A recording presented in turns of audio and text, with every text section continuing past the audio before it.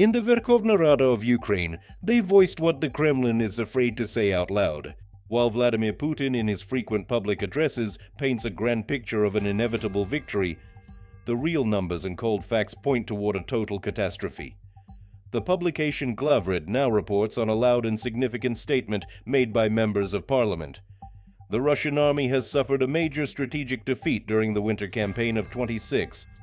What exactly is Putin trying to hide from the Russian people? Why did his final strategic trump card fail? And what heavy price did Russia pay for trying to meet those impossible deadlines? Right now, we will carefully break down the hidden facts that the Kremlin desperately wants to bury under the label secret. And you can find more details in our report. You are on the Glavred channel. I'm your host, Yevgeny Serov. Like this video and subscribe to the channel. Well, look, the fact is they have a failure, and they know about this failure. That's 100% because the Russians never planned to wage war for this long and never planned to suffer such losses. They wanted everything to go like it did in Crimea. They came in, they blocked military facilities. Some people came out and supported them. Those who didn't support them were either driven across the border or prosecuted somewhere, and then they started to persecute them.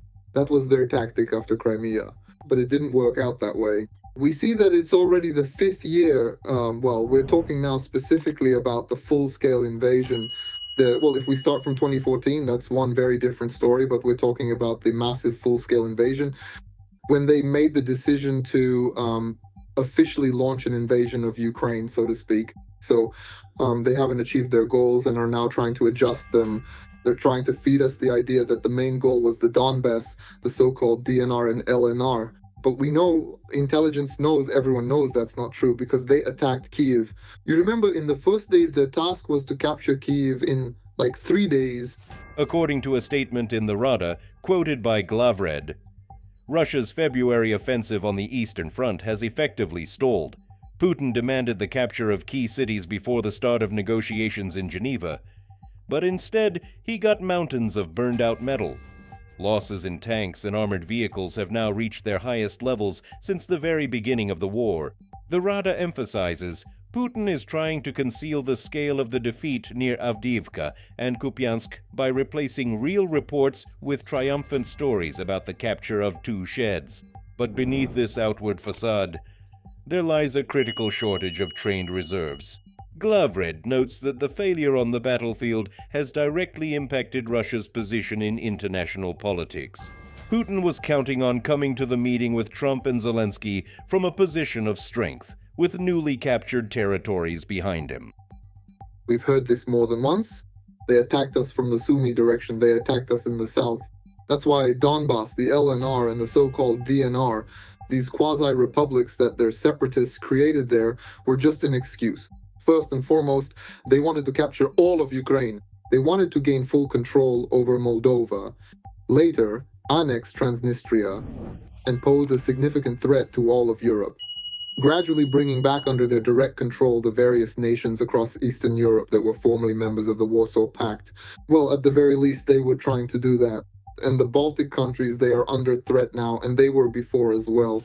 So their goals were global, they believed in them, they planned for this. But what the Ukrainian army and the Ukrainian people did, they did not expect that. And now they are trying to justify their goals. Well, I'm not even talking about demilitarization, denazification, and the other absurd claims they were publicly voicing. And now they are trying to present at least the Donbass as a victory, which they also cannot capture. This year, after suffering enormous losses there, I don't know, maybe they've taken 7% of the region, or maybe up to 10%, perhaps even less. The Rada stated Putin wanted to dictate the terms, but now he is forced to look for ways to save face. The failure at the front has deprived the Kremlin of its main lever of pressure. Now, Western partners see that the Russian war machine has not just slowed down, but has clearly begun to fail significantly at its most critical and vital points. The statement from the Rada also highlighted an important aspect. Putin is hiding not only military losses, but also the economic cost of this failure. The expenses for maintaining the army in 2026 have become unbearable for the Russian budget. Glavred writes that panic is growing behind the scenes in the Kremlin. Hiding the truth from the population is becoming an increasingly difficult task. The relatives of the deceased, whose bodies are not evacuated for the sake of pretty statistics, are starting to ask uncomfortable questions. This is the very internal front that Putin fears more than Western sanctions. The loud failure of the Russian Federation, as stated by the Rada, is not just a military setback. It's the collapse of the myth of invincibility that Putin has been building for decades. The undeniable truth is steadily breaking through the censorship, and the upcoming year of 2026 may become a time of final awakening for many. What do you think? How long will Putin be able to hide the truth about the losses from his people? And will this failure become a decisive factor in the negotiations in Geneva? Write your thoughts in the comments.